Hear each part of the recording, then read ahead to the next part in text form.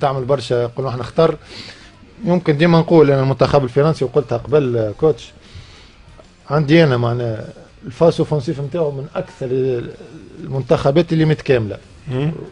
فيرجيرو يعرف يضرب بالراس، ديما سوتيان لاصحابه، ديمبيلي ما نحكيوش معناها كي سواء على اليمين ولا على اليسار، مبابي، جريزمان كيما قلت لك معناها الرجل الخفي عندنا نحن نقولوا له الحق نتاع اللي اكدته الارقام. معناها وقت اللي تشوف انه جريزمان معناها اقل لاعب مثلا ممكن يتحكي عليه والا اللاعب اللي ما سجلش حد هدف اليوم، لكن الدور نتاعو سواء في التمريرات الحاسمه ولا في التمريره الاخيره في مناطق 18 او في الرجوع في التنشيط الدفاعي، معناها في قصان الكره قاعد يرجع لك حتى المناطق 18، وهذا اللي يخلي انه الرسم التكتيكي نتاعهم في كل مره يتحول معناها من 4-3-3 ل 4-2-3-1، يعطيك فليكسيبيليتي تكتيك قويه. شفنا تقريبا نفس الشيء بالنسبه لمبابي، كيما تلقاه على طرف، كيما المباراه اللي فاتت وقت اللي معناها سحقوا كراس حربه دخلوا كراس حربه، فما تلقى الملاعب اللي يعطيك في اكثر من مركز، تلقى معناها تاقلم تكتيكي بين الملاعبيه. لكن حمزه فما نقطه مهمه جدا في المباراه هذه شفناها طيله المباريات اللي فاتت اللي نحب نتكلم فيها، ممكن نقطه التحكيم.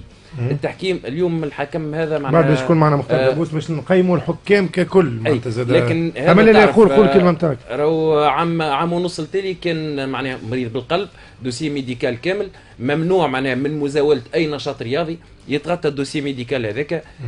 تلقى يكرموه في البطوله العربيه، مباراه مصر والمغرب كانت أسوأ مباراه. اليوم يتم تكريمه في مباراه نهائيه معناتها نهائي المفروض مش نهائي سهل معناتها اكزاكتومون.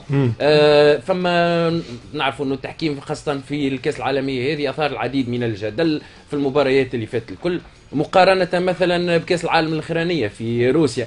كاس العالم الاخرانيه كانت 5 معناها لقطات جدليه، اليوم في الكاس العالميه هذه وصلنا ل 25 لقطه. وينو دور الفار اللي غاب في المباريات اللي فاتت؟ ان شاء الله اليوم ما يفسدش جماليه هذا العرس الكره. اي وديجا معناتها ضربات الجزاء اليوم اللي عدد ضربات جزاء ما تمش الاعلان عليها بصراحه، من اكثر المنتخبات اللي انا نشوف والله اعلم معناتها انتم اخصائيين وفما حكام اللي تقيم المنتخب المغربي من اكبر المتضررين من ضربات الجزاء. في مباراه فرنسا وواحده في المباراه الاخيره. الاخيره مباراه فرنسا كوتش انا حللناها يمكن الواحد عاديين جدا، معناها مش نتاع سيرتو الثاني اللي في الكورنير. انا ماهيش شكل باش تتزفر، معناها كان جات معناها باهي البارح مباراة كرواتيا نعطيك انا الرد حمزه، انه تعرف يقول لك ما بني على باطل فهو باطل، لانه فما ضربه جزاء هي للمنتخب. لا مانيش نحكي على المنتخب المغربي برك، مش فقط اليوم نحكي على التحكيم في النقطه هذه،